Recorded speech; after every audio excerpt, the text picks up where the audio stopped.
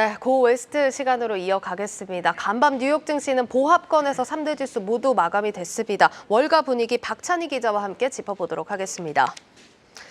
자, 박 기자, 전날 3대 지수 보면은 나스닥 지수만 소폭 하락하면서 마감을 했습니다. 월가에서 기술주를 팔아치우고 있다고요?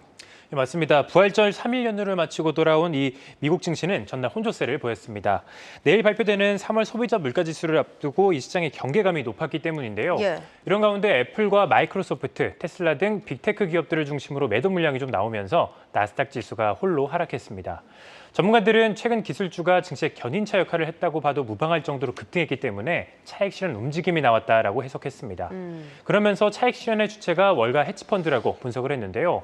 골드만삭스는 헤지펀드들이 이 3주 내리 기술주 매도 공세를 펼치고 있다라고 밝혔습니다. 헤지펀드들은 다른 시장 참여자들보다 한 발 앞서서 기술주에 투자한 만큼 충분한 수익을 거뒀고 또 향후 단기 조정이 나올 것을 우려해서 한 발 앞서서 차익 실현에 나선 겁니다. 일각에서는 연초부터 기술주 랠리가 이어진 만큼 쉬어갈 필요가 있다라는 의견도 나오고 있습니다. 네, 그러니까 기술주 분석이 좀 계속해서 좀 엇갈리는 모습을 볼 수가 있는데 헤지펀드들이 이 시점에 파는 이유가 중요하겠죠. 왜 파는 걸까요? 네, 이 시장 곳곳에서 기술주의 침체 신호가 나오고 있기 때문입니다. 전날 테슬라는 일부 전기차 가격을 또 한 번 인하할 것이다라고 밝혔는데요.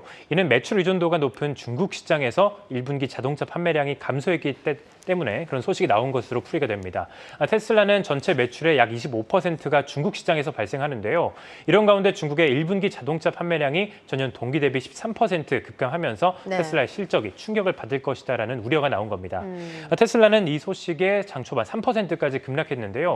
다만 반발 매수세가 유입이 되면서 장중 낙폭을 대거 만회하면서 0.3% 하락으로 마쳤습니다. 그러니까 사실 테슬라 같은 경우는 최근에 또 이슈가 워낙 많았기 때문에 뭐 이런 부분들 넘어갈 수 있다고 쳐도 애플 같은 경우가 또 실적이 우려되는 소식이 나왔습니다. 맞습니다. 애플은 이 전날 개인용 PC인 맥의 1분기 출하량이 전년 동기 대비 40% 넘게 급감했다라고 발표했습니다. 이에 따라 시장에서는 애플이 2분기 내리 실적 감소를 기록하는 것 아니냐라는 우려의 목소리가 나왔는데요. 월가 전문가들은 올해 1분기 애플 매출이 지난해보다 줄어들 것으로 전망을 하고 있습니다. 애플의 올해 1분기 매출 예상치는 926억 1천만 달러로 이는 전년 동기 대비 5% 가까이 줄어든 수준입니다. 주당 순이익 역시 6%가량 감소할 것으로 전망이 되고 있습니다. 이 소식에 전날 애플은 1.6% 하락 마감했습니다. 한편 다른 기술주들도 상황은 마찬가지입니다. 올해 1분기 전 세계 PC 출하량은 5,690만 대로 이 전년 동기 대비 29% 감소했는데요. 애플뿐 아니라 다른 제조업체들의 1분기 출하량도 급감한 것으로 나타났습니다. 델과 레노버가 30% 넘게 줄었고 HP 역시 24% 줄었습니다. 이 밖에 인플레이션 우려가 아직 해소되지 않은 가운데 최근 고용 지표가 부진하게 나오면서 경기 침체 우려가 높아진 점도 이 기술주에는 악재로 작용하고 있는 상황입니다. 네, 그러니까 테슬라, 애플, 나스닥의 굵직한 기업들도 실적에 영향이 있는 또 소식들이 전해지면서 분위기가 좀 얼어붙은 하루였습니다. 자, 그런데 전날에 기술주 사실 대부분이 좀 하락한 가운데서도 반도체 업종이 홀로 강세를 보였거든요. 어떤 이슈 때문일까요? 이 월가에서 반도체 업종에 대해서 긍정적인 전망을 내놨기 때문입니다. 앞서 삼성전자가 지난 7일 1분기 실적과 함께 디램 반도체 감산을 발표했는데요. 그동안 무감산을 고수해왔던 삼성전자가 감산으로 노선을 변경하자 월가에서는 이에 대해서 반도체 불황이 막바지에 도달했다라고 해석을 한 겁니다. 웰스파고는 반도체 업황이 바닥에 가까워졌다라고 기대감을 보였고 골드만삭스는 경기 하강 사이클이 바닥에 도달했다는 것을 의미했다라고 평가를 했습니다. 특히 골드만삭스는 삼성전자 감산 결정과 반도체 수요 환경의 안전화를 감안했을 때 반도체 기업들은 내년에 시장 예상을 뛰어넘는 실적 회복세를 보일 것이다라고 전망을 했습니다. 이 밖에 시티그룹은 삼성전자의 감산 발표에 대해서 디램 업계의 긍정적인 결정이다라면서 반도체 업황이 올 하반기부터 회복세를 보일 것이다라고 내다봤습니다. 이러한 전망에 힘입어서 전날 주요 반도체 기업들로 구성된 필라델피아 반도체 지수가 1.8% 상승했는데요.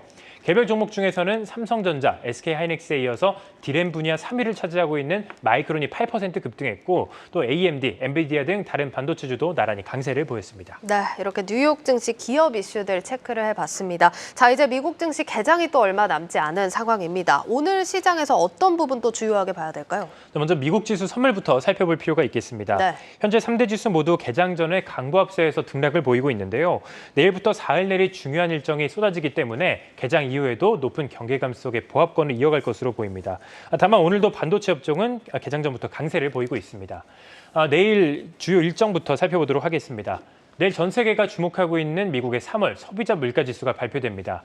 앞서 지난 2월 소비자 물가지수는 전년 동기 대비 6% 올랐는데요. 시장에서는 이 3월 소비자 물가지수가 5%대로 내려올 것으로 전망하고 있습니다.